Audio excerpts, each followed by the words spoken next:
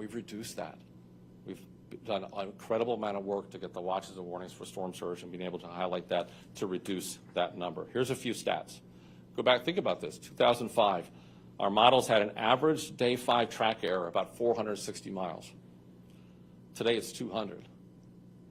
Think about that. 5 days out, 460 miles, that's your forecast. We've narrowed that down to 5 days to 200 miles. Incredible. 2020, 5-day forecast is accurate as a 3-day forecast in 2005. It's a game changer for emergency management, game changer for this country. What does it mean? Well, 30, 40, 50 miles makes the difference in an evacuation. The go, no-go evacuation, a city like New Orleans, Houston, Miami, that forecast makes a difference. And if you don't have to evacuate, you don't want to. People lose their lives in evacuations. We save a lot of lives, but people actually lose their lives in evacuations. So these decisions are not to be taken lightly. And it's not about that category. You all remember how many times I've said that. It's not about the category. Only 1 mile an hour separates the different categories. That's it. People get fixated. Oh, it's a Cat 4 now. That was a 1 mile an hour change. So you got to focus on the impacts. So just urging citizens, just you know, especially on the coast and inland, to think about that. It's all about the impacts when we do these. Rapid intensification is a big topic. In other words, you know, we're getting better. I mean, I look back 15 years ago, I always said, well, we're getting better with track, but I don't know, intensity, we're having a struggle with it. We're getting better with intensity. The HAFS model, other models are really getting a handle on this intensity thing. So you really think about how we're doing that. And HFIP. I mean, you think about the Hurricane Forecast Improvement Project, what an incredible advance that has been. And really look at the last 10 years, we've actually been able to make the track intensity as much as 40 to 45% better in the last decade. It's absolutely incredible. The HFIP program, you know, think about the research to operations that we've had across NOAA. It's a whole NOAA effort. It's amazing the whole NOAA family comes together with these things, and the amount of damage and loss of life that's been prevented because of HFIP is staggering. University of Miami came up with a study and calculated the improvements from 2007 to 2020 led to a cost avoidance of $60 billion. That's NOAA at work. That's NOAA at work right there. And we saw the forecast improvements firsthand in 2024, and the skill was better than ever. It was amazing to watch 2024. Helene was forecast to be a major hurricane. Take this, before it was even a depression. It was a bunch of clouds, a couple thunderstorms, and we were able to have the confidence in the modeling, confidence in our products to be able to say, we're going to issue a cone, we're going to put out the products, we're going to do that based on a clump of clouds. The National Hurricane Center was really aggressive doing that, and we were right on the money, and it saved a lot of lives. Milton, using HAFS, NOAA was able to look at the whole next generation of forecast modeling, predicted the rapid intensification better than any other model 2 to 3 days in advance. And it was something to watch that rapid intensification with Milton. 4 days notice that it would make landfall in Florida. It makes a difference to give emergency managers that kind of notice. And we're going to continue to make this progress. We've got more updates, as Laura said, more updates to the HAFS model, warnings and forecasts. We're going to be better services than ever, and we got a few things up our sleeve. HAVS is going to be improved. We got improvements already happened. We're going to do more improvements this summer. Track and intensity forecasts are going to be better than ever. And the potential tropical cyclone product from the Hurricane Center is an amazing product. It basically allows us to issue a cone, watches and warnings before the storm even develops. And we're going to expand it from 48 hours up to 72 hours this year. If we can give people a heads up, we're going to do it, right? So up to 72 hours, we'll be able to give that information. Based on a clump of clouds, can rapidly develop into a Cat 5 storm, as we saw with Milton, in only a mere 2 or 3 days. We've seen that with Michael. We've seen that with Camille. We've seen that in many different storms. We can now give emergency managers, can you imagine, Joe, 72 hours notice on something that's not even there? Yeah, not bad. You'll take it. Joe will take it before arrival. The strongest hurricanes are the ones that develop the fastest. Ready for this stat? I may repeat it more than once. Every Category 5 storm that's ever hit this country was a tropical storm or less 3 days prior. Take it in. If you don't get goosebumps, then I'll repeat it and give you goosebumps. Every Cat 5 that hit this country was a tropical storm or less 3 days prior. The big ones that hit this country are fast. That's why the preparedness we're talking about today, you got to have the plan early, because the big ones are really quick, okay? So having that potential tropical cyclone gives us that extra time. We're also updating the forecast cone. It'll be operational this year. It was experimental last year. It's operational this year. And we're really trying to change the cone because That was the number one question I got at the Hurricane Center director. What are you going to do with this cone? It's like, well, what are you going to do? There's no perfect solution with some of this, but we're trying. So with the cone, the better we get, the smaller the cone. And now we're adding the inland watches and warnings, so you can see that it's not just the cone. You're going to see the watches and warnings outside that cone and well inland. That's going to help the public be able to see this. It isn't just right there at the cone. The impacts are well outside the cone. And please remember what the cone is. We've got to keep reminding the public. Every media outlet watching today, please help us remind to the public that the impacts are well outside the cone. The cone is a cone of error. It's where we expect the center of the storm to be 2/3 of the time. So 1/3 of the time it's outside the cone. So we've got to remember that. And this year we did such a great job with the forecast, the cone got smaller this year. So the better we do, the smaller the cone. It's based on the last 5 years of error. All right, so really looking at upgrades to the inland flooding. I mean, the water's the biggest killer in these things, but fatalities are the highest. Over the years, I've seen so many cases where the inland flooding causes more fatalities than on the coast because we're evacuating for surge. You look at Camille, you look at Ida, the impacts and fatalities in Virginia and New York City from flooding were significant, catastrophic. Okay, even a storm on the Gulf Coast, you have to convince somebody inland you're going to have big impacts, and it's not easy from a social science standpoint. So we've done a lot of work on storm surge. We're going to really look at inland flooding, and we evacuate in this country for a storm surge. We need to really start looking at the inland flooding and how we're going to do that. Laura mentioned something important. You ready for this? We've done so much work in storm surge. We're actually losing more people to rip currents than we are storm surge. What a stat. We worked hard to reduce the storm surge fatalities, and now we're going to work on the rip currents and also keep on going with the inland flooding. And that's why the Hurricane Center is going to issue that new product for rip currents. That's a big one. All right. The other part of it is, NOAA's working really hard on flood inundation mapping, and we're going to have the whole country modeled by 2026. Why is this important? We can actually give an information and graphic on what's going to flood days before the flood. That's a game changer. And NOAA's really pioneering this, and we actually issued it in Helene, and that allowed a hospital in Tennessee to be able to evacuate and save every patient in there. They evacuated because of that product. And Nashville just got access to that product days before that, and they were able to put that out and save people in the hospital. Tampa General Hospital put up a hydro fence with early warnings. It's a trauma center in Tampa. They put up the hydro fence ahead of time and kept the storm surge out. Okay? All right. I could go on and on. I'm going to stop. Without further ado, did you come here for a forecast? I guess we can. Was that the reason, Kim? I think that's why we're here. All right, so without further ado, let's look at the numbers for the Atlantic hurricane season, the great work that Matt and his team did. So we're predicting an above-average season once again, 2025 above average. And you can see the graphic up there. Specifically, there's a 60% chance of above normal season, a 30% chance of a near normal season, and only a 10% chance to be below normal. So we're really looking at an above normal season once again. For the range of storms, we're calling for 13 to 19 named storms. That's when we get to 39 miles an hour when we name the storms. So 13 to 19 of those. Of these, 6 to 10 are forecast to become hurricanes, and that's when you get to the 74-mile-an-hour mark.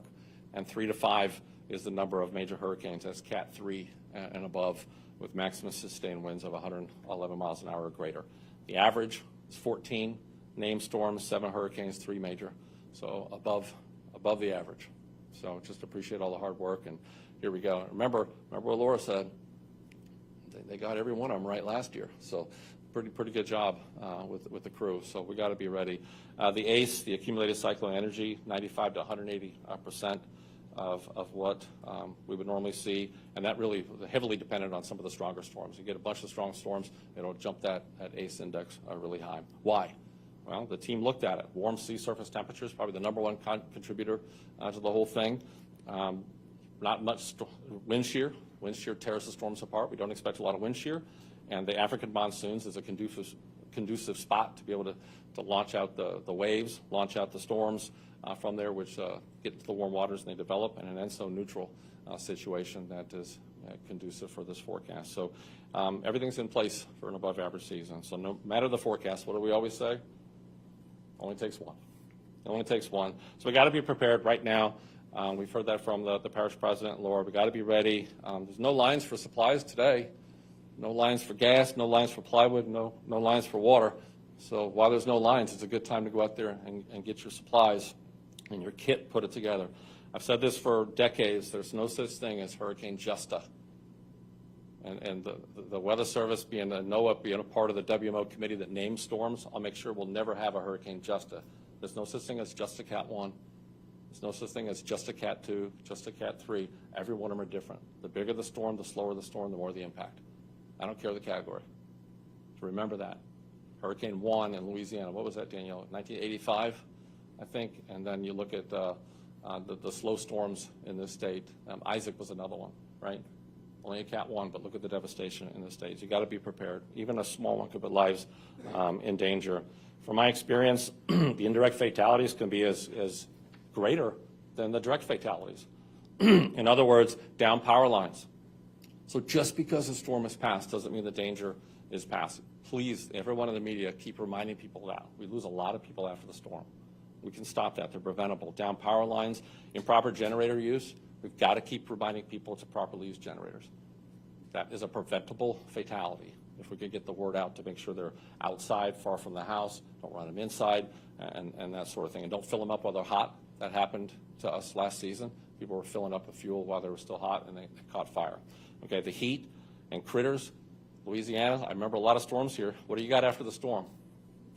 Why am I asking questions? It's like snakes, gators, fire ant mounds. I've seen them all here. The dangers after the fact are significant. Last year, I got to fly into a hurricane for the first time. I flew into Helene with the hurricane hunters, and I had a whole new appreciation of the storm as we got pushed up about 1,000 feet in a matter of seconds. It was something to see. So big shout out to the hurricane hunters, and Laura mentioned the planes that they're ready to go. The hurricane hunters at NOAA and the Air Force, 53rd Reconnaissance, they're ready to go. And they're heroes, by the way. Just flying with them. They go towards the storm to get us away, right? Absolute heroes in these things. All right, so get the latest information, and I'm going to wrap this up. Make sure to get the latest forecast, please. It changes. So, and social science tells us that people latch onto that first forecast. It's called anchoring. So we got to remind people, keep updating your forecast. Keep looking for the latest information, weather radio, wireless alerts, hurricanes.gov, listo.gov, para obtener información sobre el hurricane, como prepararse. Go to listo.gov for Spanish information, and everyone should prepare as they're going to get hit. So I'm going to end this with, we're ready. We're ready for this. I need everyone in the country to be ready as well. We're equipped with the best forecast models than we've ever had. We got great support, which is really appreciated, and we continue to get support from NOAA and the Department of Commerce, and we'll continue to improve our services to make sure this country is absolutely prepared. So we're ready here at NOAA. Are you? All right, Kim, back to you.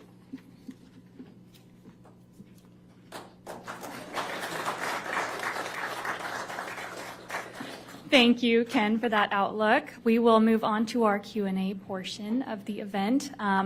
In the remaining time that we have, we will take reporter questions, first from our in-room reporters, and then followed by our virtual attendees if time allows.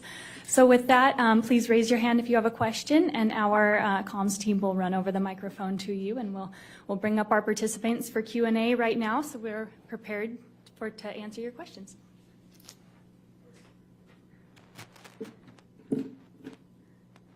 Yes, go ahead.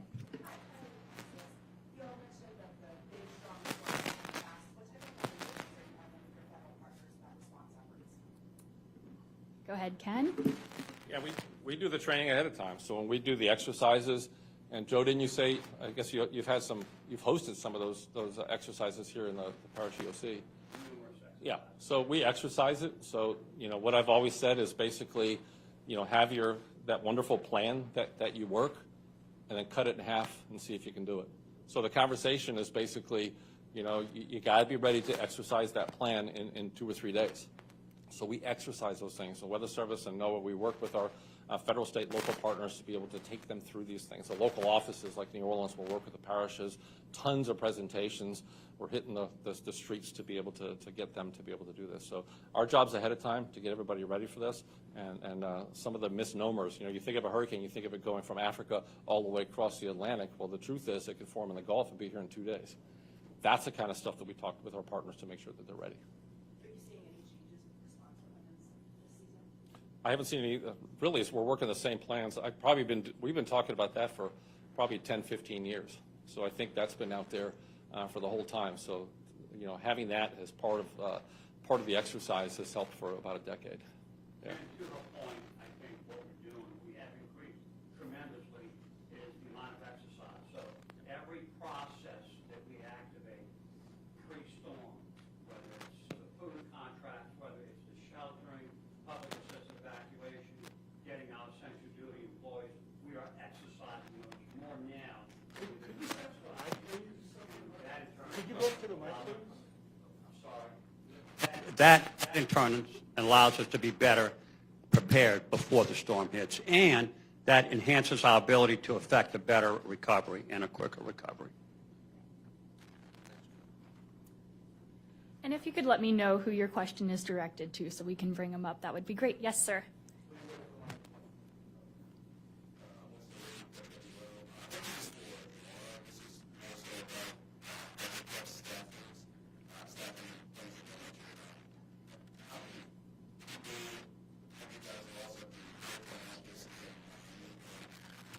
Or other officers and those that are understaffed? Thank you for your thoughtful question. So the Hurricane Center is fully staffed up and we're ready to go. Weather prediction, forecasting, modeling is a top priority of ours. We, have the new HAFs, and which was outperforming the other hurricane models. We've got GOES East is operational just of last month, providing satellite data that is feeding into the modeling system. So we are ready to go, really excited, and definitely fully supportive of it. Thank you. Just a quick follow-up. So you're saying that you haven't had any major tests over at the Miami office? I'm going to direct any, very specific questions to our public affairs team, just to make sure that the focus of this is on the hurricane outlook. Thank you so much. Yes, in the bright blue shirt here. The deputy partners.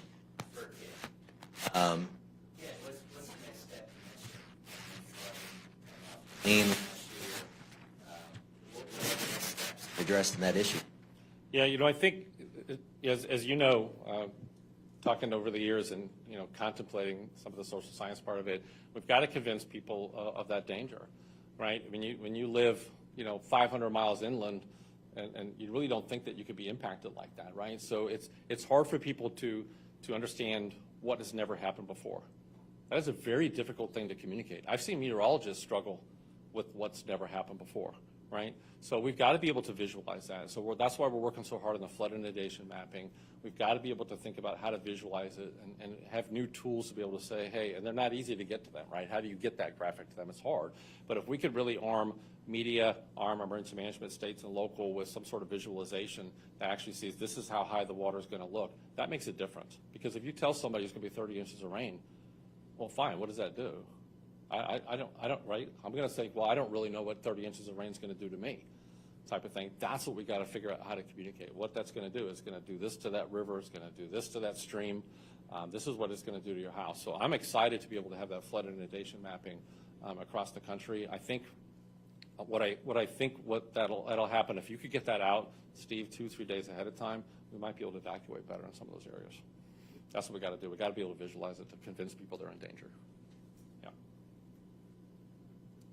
Yes, navy blue jacket. Hey, Laura, this is Judson Jones from the New York Times. I know there's not much you can say, but people are concerned about the fact that the cuts have affected the local offices, right? Even along the Hurricane Center, and there are plans in place to move people around and fix it. But what is the thing you are saying to these people that are fatigued and tired going into hurricane season, and also the people that are concerned about the forecast models and not having weather balloons and being able to predict these hurricanes as best as we have the last several years? Thank you so much for being here in person. Yes. I'll just reiterate that we really are so proud of our team. So in communication, we are proud. The amount of forecasting that happens and how accurate they are with that is incredible to see in action. And just to say that, it is our top priority. Weather prediction, modeling, and protecting human lives and property is our top priority. So we are fully staffed at the Hurricane Center, and we definitely are ready to go. And we are really making this a top priority for this administration, for NOAA, for the Department of Commerce. So we are very supportive of our National Weather staff. Thank you. Yes. Question for President Lee Sheng and then also Mr. Graham. President Sheng, how concerned are you with the changing dynamics in FEMA and how that could affect response for locals here in the parish? And then Mr. Graham, dovetailing off the questions about the resources, there's been a lot of talk about the shuffling within the National Weather Service. How concerned are you that these movements and whether you're going to be properly staffed for the locals in the field offices around the country? Well, I'll say that we're always concerned no matter what's going on coming into hurricane season. What's still searing in my mind from what you said, which is frightening for anyone in my position, is that a Category 5 hurricane, every Category 5 hurricane is developed within 3 days was a tropical storm or less. Those things concern me because it's that positioning that we have to do. And Tanya, we live in almost 1 million people here. How do you evacuate an area like this in 3 days or less? But look, I'll say this. I am very happy that disaster recovery, emergency management is now on the front page and is making the news, because those of us who work this field know that at every level we can do better. And so I'm not afraid of a conversation. I think that all the changes that we're looking at is all geared toward making a quicker response, more efficient with the resources that we have, more efficient recovery, hopefully more money towards mitigation. So those conversations are happening. And from somebody like in my position, I'm glad that it's being covered in the national news. It's being talked about within the general public, because before we couldn't really get that conversation up in front.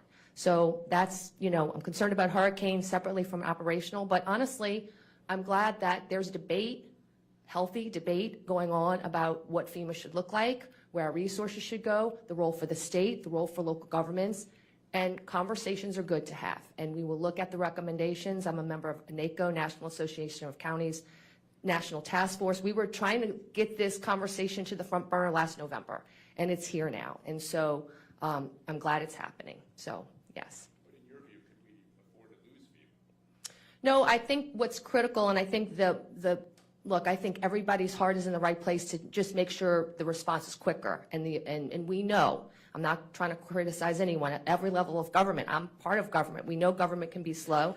And from a local government perspective, we know recovery is extremely slow, heartbreakingly slow. And they will acknowledge that too, because it's a bureaucracy. It's well-intentioned people trying to do the best in a very large bureaucracy.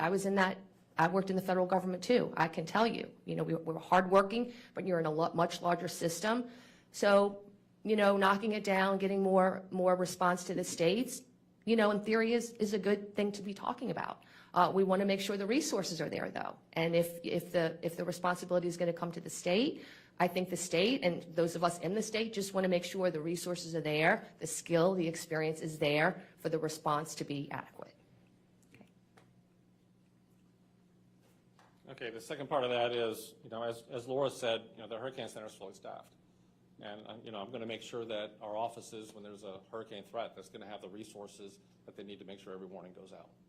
And I do want to say that, with NOAA's support, Laura's support, and Commerce's support, we're looking at some tools to be able to look at long-term and how to make sure that we continue to have the staffing that we need long-term. So I just appreciate that support. We're working on some things. And we had some folks go, and but we're going to make sure that we have everything that we have on the front lines. Every warning is going to go out. Yes, right in the middle here. Rachel Hanley with WWL. I am hearing that the National Hurricane Center is fully staffed, but we know that there have been cuts to NOAA, and we have heard from some meteorologists that that's affected the resolution of forecasts. Question for Ken Graham, is this going to affect hurricane forecasting this year relative to years past? The answer is no. So we've got the HAFS model is the best model we've ever had, and the question keeps coming up at the upper air upper air is one piece of observations that we have. We use satellites, we use ground-based information. We're actually going to work with industry. We're looking at different type of balloon technology that able to not just go up and back to get the balloon information, but there's some private companies that are actually longer-term type of balloons that get soundings along the way. So we're looking at supplemental information, working with them. So the balloons are just one piece of the information, but the models are as good as they've been. We're going to continue to improve those. I'm excited about HAFS to see how it does this year, and we're not going backward with HAFS. We're actually going forward and making those improvements. So yeah, we'll be able to make sure that the warnings go out and we have the data that we need. And the hurricane hunters are also ready to go, both at NOAA and the Air Force. That information that we get from the hurricane hunters is crucial to the hurricane forecast. And I've seen anywhere from 10 to 18 to 20% increase in the accuracy of track and also intensity with the data from the P3s and the C-130s and also the G4 at the upper levels. It makes a big difference, and they're going to be ready to go as well. All right, we have a couple questions from our online attendees. Several different iterations of this question, but I'll call out Ken Mahan from the Boston Globe asking about whether our outlook can be specific to certain regions, talking about the possibility of a tropical cyclone impacting a certain region in the country or in a U.S. territory. Matt, do you want that or me? I can start it. And Matt's the expert. Look, these outlooks are incredible to give us an overall idea of how busy the season could be. It is not a forecast for landfall. It's important. That forecast does not forecast where storms are going to occur, right? I've seen, you can see sudden shifts or different shifts in the Bermuda High, and all of a sudden all the storms stay offshore, or a shift there can take all the storms in the Gulf. So it's those type of things that could change the entire season, basically, on impact, right? So that's the biggest thing to get away from this. It's really looking at the overall season, but not really anything for landfall. That's important on that one. I get it right? Good. All right, another question online, a few different iterations of this as well, but Seth Bornstein from the Associated Press would like to know, you mentioned that the primary driver of this particular outlook is the above average temperatures in the Atlantic. How much of a factor is climate change in that ocean temperature right now?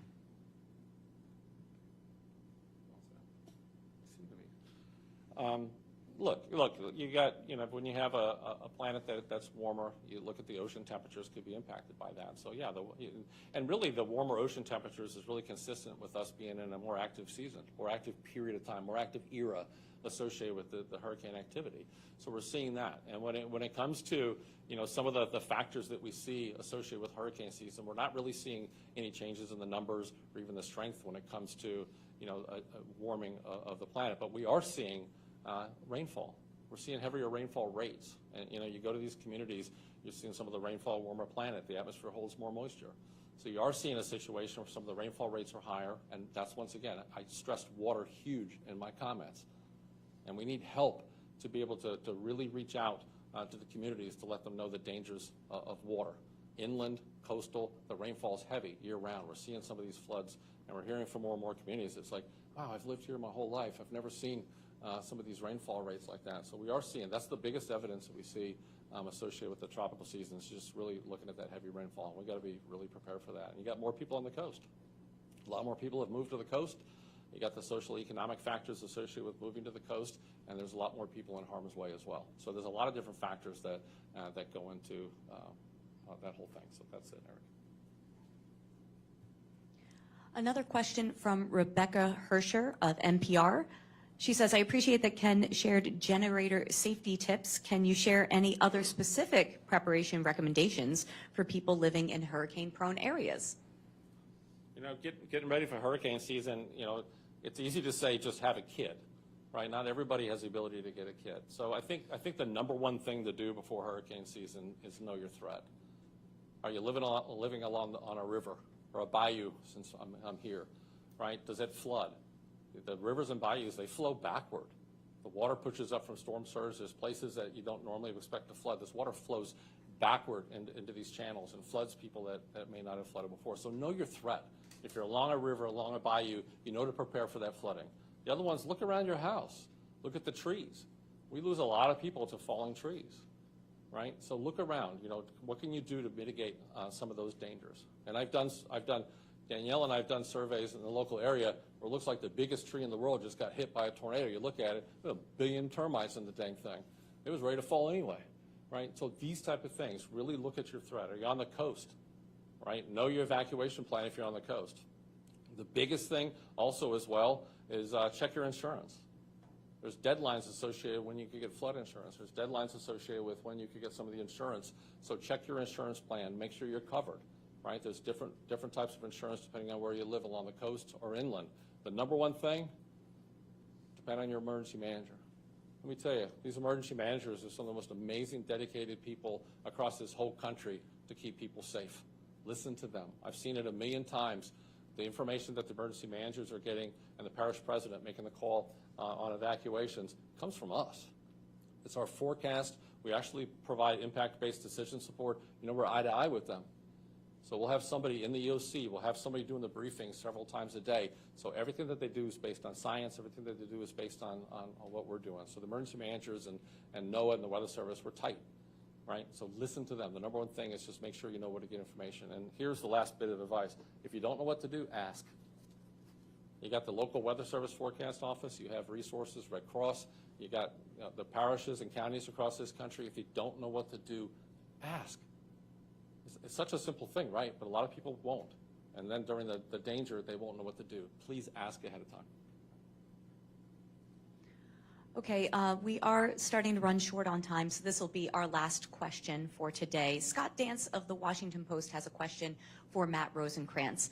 How are you factoring in ENSO status into this forecast?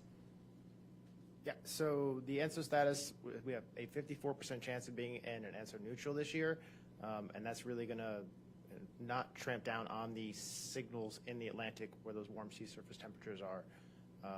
We do know that during neutral events, you end up with about 2.5 to 3 more named storms than you would during El Nino events. So we're allowing for that. That's why the forecast is for that above normal season, because that ENSO neutral will not get in the way of the favorable conditions that are in the Atlantic as well.